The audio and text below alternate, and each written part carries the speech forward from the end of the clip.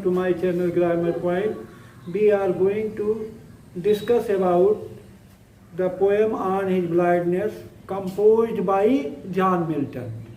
तो यह poem John Milton बहुत ही अच्छी कविता है. This is a good poem of John Milton. John Milton की सबसे अच्छी कविता है, सबसे फेमस कविता है और इन्होंने इसको अपने अंधेपन पर लिखा है. यह इनका ऑटोबायोग्राफिकल पोएम है, इन्होंने अपने अंधेपन पर लिखा है. This is autobiographical poem of John Milton. John Milton का ये ऑटोबायोग्राफिकल पोएम है क्योंकि इसमें इन्होंने अपने बारे में लिखा है. और John Milton had firm faith in God. John Milton ईश्वर में अटूट विश्वास रखते थे, दृढ़ विश्वास रखते थे और इसमें इस कविता में उसकी झलक दिखाई पड़ती है. तो अब हम चलते हैं, थोड़ा सा जॉन मिल्टन के बारे में डिस्कस कर लेते हैं कि जॉन मिल्टन क्या थे, इनका इंट्रोडक्शन जान लेते हैं. तो हम देख रहे हैं कि John Milton on his blindness, उनकी कविता है on his blindness. John Milton की he was born in London 1608. उनका जन्म लंदन में, he was born on 9 December 1608 in London. उनका जन्म जो है 9 दिसंबर 1608 को लंदन में हुआ था. He was died on 9th of November 1674 और उनकी मृत्यु 9 नवंबर 1674 को हुई थी. उनका जन्म जो है लंदन में 9 दिसंबर को हुआ था और उनकी मृत्यु 9 नवंबर 1674 में हुआ था. His father's name was John Milton. उनके पिता का क्या नाम था? जॉन मिल्टन था. His father's name was John Milton. उनके पिता का क्या नाम था? जॉन मिल्टन था. His mother's name was Sarah Jeffrey और उनकी माता का नाम सेरा जेफरी था. उनकी his mother's name was Sarah Jeffrey. उनकी माता का नाम क्या था? सेरा जेफरी था. Milton had 3 daughter. मिल्टन की 3 पुत्रियां थी. कौन कौन? एन, मेरी और डीबोरा. एन, मेरी और डीबोरा, ये 3 पुत्रियां थी. Milton also had a son, his name was John. Milton के एक पुत्र भी था जिसका नाम जॉन था, लेकिन कुछ समय के बाद वो मर गया था. After some time he was died. कुछ समय के बाद वो मर गया था. उनके सन का नाम क्या था? जॉन था.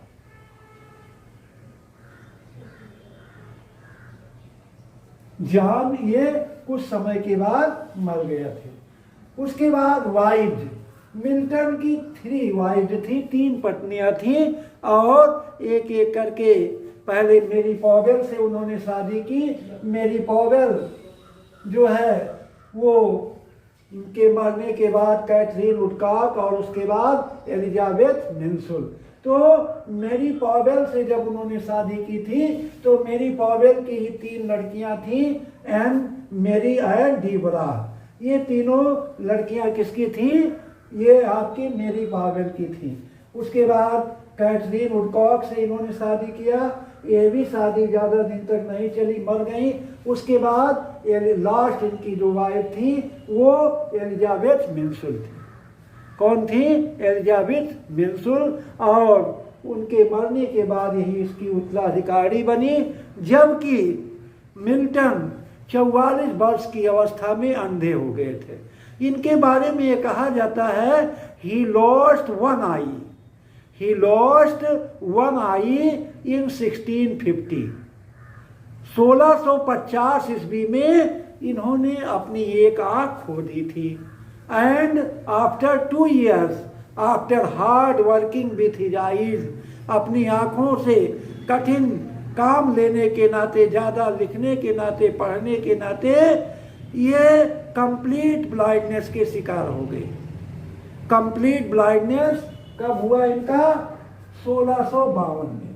1652 में बिल्कुल अंधे हो गए एट द एज ऑफ 44, 44 वर्ष की अवस्था में। मिल्टन 44 वर्ष की अवस्था में पूर्णतः अंधे हो गए। मिल्टन जो है ये ग्रेट पोएट, बहुत महान कवि हैं। उन्होंने Paradise Lost, Paradise legend, Samson Agonistes और तमाम सारी कविताओं को, मतलब पैराडाइज लॉस्ट जो एक एपिक है, जैसे हमारा महाभारत और रामायण है, वैसे उनका एक एपिक है, महाकाव्य है। तो इस तरह से जो है तमाम रचनाओं को, मतलब कविताओं को उन्होंने लिखा और महाकाव्य भी उन्होंने लिखा, पैराडाइज लॉस्ट, पैराडाइज लीजेंड, और उन्होंने ड्रामाज भी लिखे हैं। तो इसमें हम ऑन हिज ब्लाइंडनेस, ये मिल्टन की ऑटोबायोग्राफिकल पोएम है, आत्मकथावादी कविता है। इन्होंने अपने अंधेपन पर, ऑन हिज ब्लाइंडनेस का मतलब अपने अंधेपन पर, तो मिल्टन ने लिखा है अपने अंधेपन पर। क्या लिखा है कि वो 44 वर्ष की अवस्था में अंधे हो गए थे। मात्र प्रीमेच्योर लाइफ, प्रीमेच्योर लाइफ, अल्पायु में ही वो क्या हो गए थे? अंधे हो गए थे। और इसमें उन्होंने अपने वेदना को, अपने दुख को व्यक्त कर रहे हैं कि अंधा होने के बाद वो ईश्वर की सेवा कैसे कर पाएंगे, इससे उनकी आत्मा दुखी होती है। इसी पर इन्होंने ये पोयम ऑन हिज ब्लाइंडनेस लिखा है। मिल्टन, इसमें समरी इसकी आती है कि जब मिल्टन अपने अंधेपन के बारे में सोचते हैं कि मैं इस विस्तृत और अंधकारपूर्ण संसार में कैसे अंधा हो गया, कैसे मेरी आँख की रोशनी छिन गई, जब वो इसके बारे में सोचते हैं, विचार करते हैं, तो उनकी आत्मा बहुत दुखी हो जाती है। ही फेल्ट वेरी सैडनेस, तो काफ़ी दुखित महसूस करते हैं। When he considered about his blindness in this dark world and wide, जब वो इस विस्तृत संसार में अपने अंधेपन के बारे में सोचते हैं कि प्रीमेच्योर लाइफ में 44 वर्ष की अवस्था में वो अंधे हो गए, तो वो दुख से पीड़ित हो जाते हैं, अत्यंत दुखी होते हैं। और वो अपने आप से ही पूछते हैं कि गॉड ने जो उनको पोएटिक टैलेंट दिया था, कविता लिखने की प्रतिभा दी थी, कविता लिखकर वो ईश्वर की सेवा नहीं कर पाएंगे due to the blindness. God gave him poetic talent but he can not use his poetic talent in the service of God due to blindness. ईश्वर ने उन्हें काव्यगत प्रतिभा दी थी, लेकिन उस काव्यगत प्रतिभा का प्रयोग वो अपनी रचनाओं के माध्यम से ईश्वर के बारे में, ईश्वर की सेवा नहीं कर पाएंगे, इसके लिए उनको बहुत कष्ट है। His poetic talent which is dead to hide due to blindness, वो सोचते हैं कि उनकी जो काव्यगत प्रतिभा है वो अंधेपन के नाते मृत्यु प्राय हो रही है, उसका प्रयोग वो he cannot accept it in the service of God due to blindness। वो ये आशा नहीं करते हैं कि अंधेपन के नाते वो ईश्वर की सेवा कर सकेंगे, इससे उनकी आत्मा बहुत दुखी होती है। वो सोचते हैं कि एक पोएटिक टैलेंट, एक पोएटिक प्रतिभा जो उनके अंदर छिपी हुई है, कहीं जो है वो ईश्वर की सेवा नहीं कर पा रहे हैं, इससे वो दुखी हैं। अब यहाँ पोएटिक टैलेंट की बात जो है वो बाइबल में बताई गई है। पोएटिक टैलेंट के बारे में कहा गया है कि ए merchant has 3 servant, A merchant has 3 servant, he gave 1 rupee each for the business। एक व्यापारी के 3 नौकर थे और तीनों नौकरों को उसने 1-1 रुपया दिया कि जा करके बिजनेस करो और इस बिजनेस से पैसों को दुगना तिगुना करो। तो दो जो नौकर थे, 2 सर्वेंट जो थे, वे अपना पैसा बिजनेस में स्पेंड किए। They spend their money on business. वो लोग अपना पैसा बिजनेस में लगाए और अच्छा पैसा कमाए। क्या किए? अच्छा पैसा कमाए। लेकिन जो 3rd सर्वेंट था वो रिस्क उठाने में, पैसा खर्च करने में डरता था। उसने सोचा कहीं ऐसा ना हो कि हम जो है वो रुपए का बिजनेस में लगा दें तो जो है हमारा वो भी चला जाए। तो इस नाते वो उसको खर्च नहीं किया। और जब तीनों नौकर व्यापारी के पास वापस आते हैं तो 2 servants were rewarded by the merchant.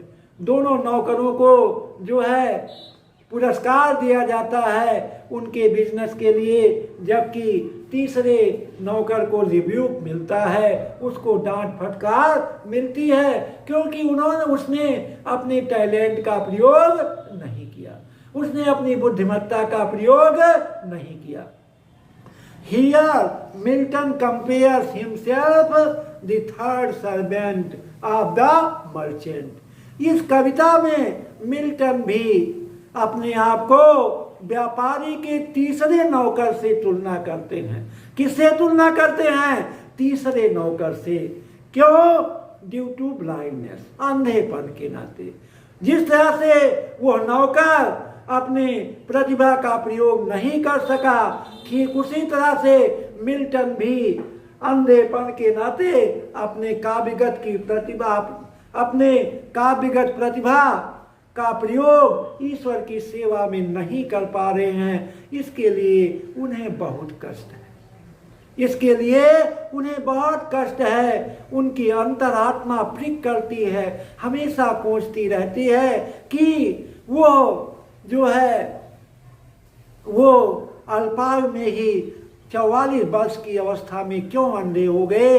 यह पूरा विस्तृत संसार उनके लिए अंधकारमय हो गया। इसके बारे में वो काफी चिंतित रहते हैं। और ईश्वर ने जो उनको काव्यगत प्रतिभा दी थी, उनके साथ जो पड़ी थी वो बेकार पड़ी हुई है। His soul wanted to the reason। और उनकी अंतरात्मा इसका कारण जानना चाहती है कि ऐसा क्यों है। His internal soul wants to know the reason। इसका कारण जानना चाहती है। वो अपनी अंतरात्मा से दुखी हैं और इसका कारण जानना चाहते हैं कि ऐसा क्यों हुआ, वो क्यों अंधे हो गए और वो ईश्वर की सेवा क्यों नहीं कर पा रहे हैं। यही बात उनके दिमाग में हैमर करती है और वो बहुत दुखी होते हैं, निराश होते हैं। और ईश्वर के प्रति कुछ उनके मन में बिटरनेस भी आ जाती है, कुछ कड़वाहट भी आ जाती है कि व्हाट इज द रीजन, क्या कारण है कि ईश्वर ने मुझे प्रीमेच्योर मतलब अल्पायु में क्या बना दिया, अंधा बना दिया, और मैं अपने काव्यगत प्रतिभा का प्रयोग ईश्वर की सेवा के लिए नहीं कर पा रहा हूं। उससे जो है ईश्वर की सेवा नहीं कर पा रहा हूं। और यही जो है जो मैथोलॉजी कही जाती है, जो पुराणों में लिखा जाता है कि मरने के बाद जीव को अपना अकाउंट, अपने जीवन का अकाउंट, अपने अच्छे बुरे कार्यों का, गुड डीड या बैड डीड का अकाउंट ईश्वर के सामने प्रस्तुत करना पड़ता है। तो मिल्टन भी सोचते हैं I can not present my true account in front of the God due to blindness. मैं भी अपने जीवन का वास्तविक लेखा जोखा ईश्वर के सामने नहीं प्रस्तुत कर पाऊंगा। किसके नाते? ब्लाइंडनेस के नाते, अंधेपन के नाते मैं ईश्वर के सामने अपने जीवन का लेखा जोखा प्रस्तुत नहीं कर पाऊंगा। कहीं ऐसा ना हो ईश्वर मुझे इसके लिए डांटे फटकारे, रिब्यूक करे। ये सब बिटरनेस और इन सब की चिंता हमेशा मिल्टन के मन में रहती है और हमेशा वो विचार करते हैं। ऐसा विचार करके उनकी आत्मा हमेशा उन्हें प्रिक करती है, कोसती है और वो दुखी होते हैं कि प्रतिभा होने के बाद भी अंधेपन के कारण मैं ईश्वर की सेवा नहीं कर पा रहा हूँ और मैं अपने जीवन का वास्तविक लेखा जोखा उनके सामने प्रस्तुत नहीं कर पाऊंगा, क्योंकि मैथोलॉजी ऑफ क्रिश्चियनिटी या मुस्लिम्स या हिंदूज सबके यहाँ ये माना जाता है कि मरने के बाद जीव को ईश्वर के सामने अपने जीवन का अकाउंट, अपने जीवन का लेखा जोखा प्रस्तुत करना पड़ता है और उसमें अगर जीव फेल हो जाता है तो ऐसा माना जाता है कि उसको ईश्वर के सामने लज्जित होना पड़ता है। तो मिल्टन भी सोच रहे हैं कि मैं भी अपने जीवन का ट्रू अकाउंट नहीं प्रस्तुत कर पाऊंगा ईश्वर के सामने और हमें भी ईश्वर के सामने लज्जित होना पड़ेगा। यह तो इसके पहले लाइन की थी। हाँ, तो हम मतलब आगे फिर है जो है, लेकिन फिर ईश्वर मतलब मिल्टन की जो इंटरनल सोल है, जो उनकी आंतरिक आत्मा है, वो इन प्रश्नों का उत्तर देती है। His internal soul answered all these questions and hammering these questions in the mind of Milton. Milton के मन में ये जो बराबर विचार आते थे या ईश्वर के प्रति जो उनके अंदर कड़वाहट आई, उनकी अंतरात्मा ने इसका जवाब उनको दिया। उसी को हम पेशेंस कहते हैं। क्या कहते हैं? पेशेंस का मतलब होता है inner voice of the soul.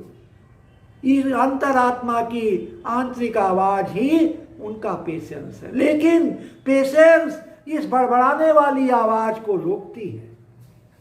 Patience जो है उनका धैर्य इन बड़बड़ाने वाले तमाम प्रश्नों का उत्तर देती है और उन्हें रोकती है कि नहीं, प्रिवेंट करती है कि नहीं, ऐसा कुछ नहीं है, ऐसा बिल्कुल नहीं है, क्योंकि God does not need any man's work on or his own gift given by him.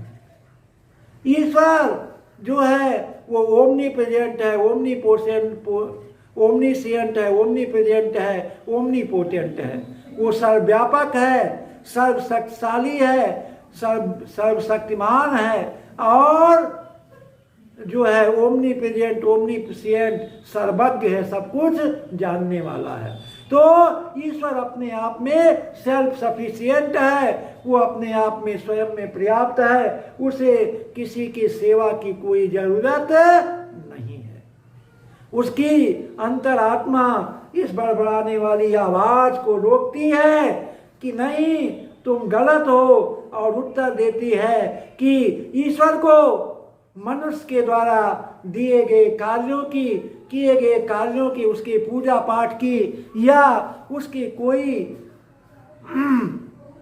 कार्य की, उपहार की कोई जरूरत नहीं है। यहाँ तक कि जो ईश्वर ने उपहार स्वरूप उसको पैसा, गाड़ी, बंगले सब कुछ दिया है, उसके बदले में वो नथिंग, कुछ भी नहीं चाहता है। गॉड उसके बदले में भी कुछ नहीं चाहता है, क्योंकि उसकी कृपा 24 घंटे मनुष्य पर बरसती है। वो हमेशा जो है देने का काम करता है और निस्वार्थ भाव से। यही मानव और ईश्वर में फर्क है कि मानव क्या है? सेल्फिश है और ईश्वर सेल्फलेस है, निस्वार्थी है। ईश्वर सेल्फलेस है और मानव क्या है? सेल्फिश है। तो उसकी ये बड़बड़ाने वाली आवाज को रोकती है और कहती है कि ईश्वर को मनुष्य के द्वारा किए गए कार्यों की और उसके उपहारों की कोई आवश्यकता नहीं है। अब वो फिलॉसफी के बारे में कहते हैं कि who best is mild yoke is the best servant of God. वो ईश्वर के द्वारा दिए गए सुख और दुख को प्रसन्नता पूर्वक झेल लेना ही उसकी सबसे सच्ची सेवा है। To bear happiness or God, to bear happiness or sorrow given by the God, bear happily is the best service towards God. ईश्वर के द्वारा दिए गए सुख और दुख को प्रसन्नता पूर्वक झेल लेना ही उसकी सबसे सच्ची सेवा मानी जाती है। हम सुख में और दुख में समभाव रहें, सुख में और दुख में हम समभाव रहें, अर्थात happiness can not bring us, happiness cannot brought us a raise in life and failure cannot discourage him, हम बस मतलब जो है असफलता कभी हमारे अंदर घमंड ना पैदा करे और असफलता से हम कभी हतोत्साहित ना हो, यही संभव होता है। सुख और दुख में हम समान रूप से व्यवहार करें। और फिर कहता है ईश्वर जो है तुलना करता है, ईश्वर की तुलना राजा से करता है कि God's status is like as king. ईश्वर का जो स्टेटस है वो राजा के समान है, is state is kingly.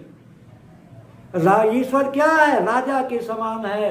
As kings has many servant to obey his order, like as God God has many angels to command his order, in land, ocean and sky. जिस तरह से राजा के पास बहुत सारे नौकर होते हैं और उसके आज्ञा के लिए हमेशा तैयार रहते हैं, उसी तरह से ईश्वर के पास हजारों देवदूत होते हैं। वो समुद्र में, पृथ्वी पर या आकाश में उसकी आज्ञा को पूरा करने के लिए हमेशा तत्पर रहते हैं, हमेशा तैयार रहते हैं। तो ईश्वर को कभी भी मनुष्य के सेवा की कोई जरूरत नहीं है, बस वो आत्मा की शुद्धता चाहता है। और स्टैंड एंड वेट, मिल्टन ने यहाँ फिलॉसफी बताई है, स्टैंड एंड वेट, खड़े रहो और इंतजार करो। यही चीज रामायण में गोस्वामी तुलसीदास जी ने सबरी के लिए दिखाया था कि सबरी भी स्टैंड और एंड वेट, बचपन से लेकर के युवा अवस्था से लेकर के वृद्धावस्था तक उसका भी स्टैंड एंड वेट था। केवल सुबह से शाम तक ईश्वर का इंतजार करती थी, रास्ता बहारती थी कि इसी रास्ते से भगवान का आगमन होगा। उसी तरह से मिल्टन भी कहता है कि दे हु सर्व,